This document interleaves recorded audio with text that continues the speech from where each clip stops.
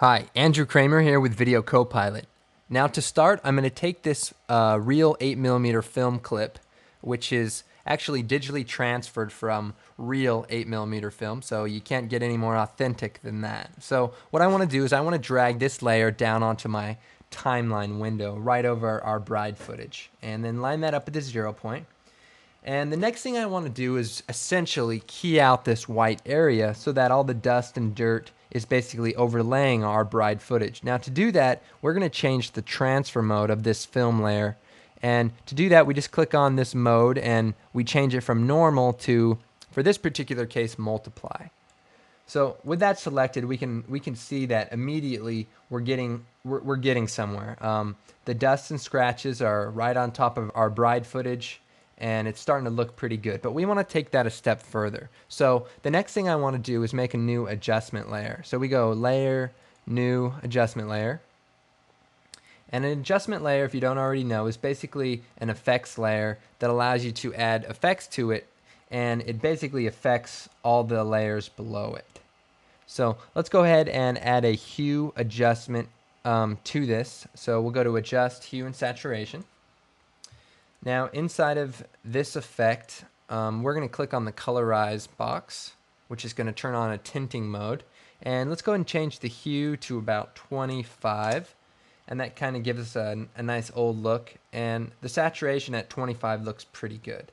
So right away we get a really, really nice look. But we can also take this another step forward and blur the edges of the video to kind of give it a nice projected look with the uneven focus of a old projector lens. So to do that, what I'm going to do is I'm going to take this bride footage and I'm going to duplicate it. And to do that, we're going to go Edit, Duplicate.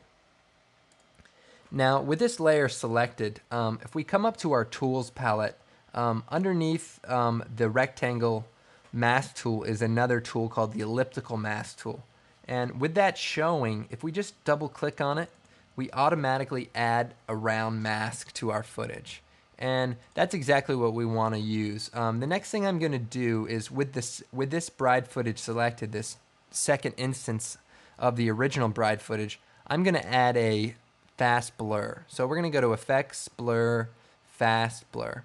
And we're going to make it say about 25. And let's go ahead and repeat the edge pixels so that our blur doesn't get cut off prematurely. And the next thing I want to do is I want to go into the mask properties for this layer. So if we bring down this little drop down arrow, we see masks here. And underneath here, what we're going to do is we're going to change the mode of this mask to subtract.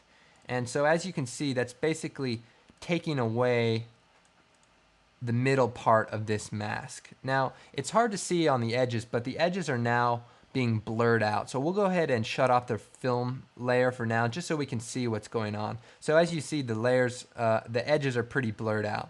But we want to make that a little bit more impactful. So what we're going to do is we're going to change the mask expansion into some negative values, and that's going to bring the layer in, as you can see, maybe to about right here or so. And then we're going to feather the edges of the mask so that we kind of get a gradual fade of the blur. And let's even change the expansion just a little bit, maybe about right there or so. So as you can see, we're kind of getting a nice blurred edges look. And you can use this technique for many other instances, but in this particular case, it really adds to the authenticity of this effect. Now let's go ahead and turn this real 8mm film layer back on. So now, as you can see, we have these really blurred edges, and we can even go back into this layer and boost the blurriness maybe to about 50. So that gives it a really nice look. So if you don't want to have these outer borders, what you can do is select the real 8mm film loop and just increase the scale of it. And that way you still get the nice dust and scratches, but instead of having that little vignette mask, depending on what you're doing. I kind of think it's a nice effect. It adds just kind of like that, projected on the wall look or whatever. So anyway, this is how you can create an old film look right inside After Effects.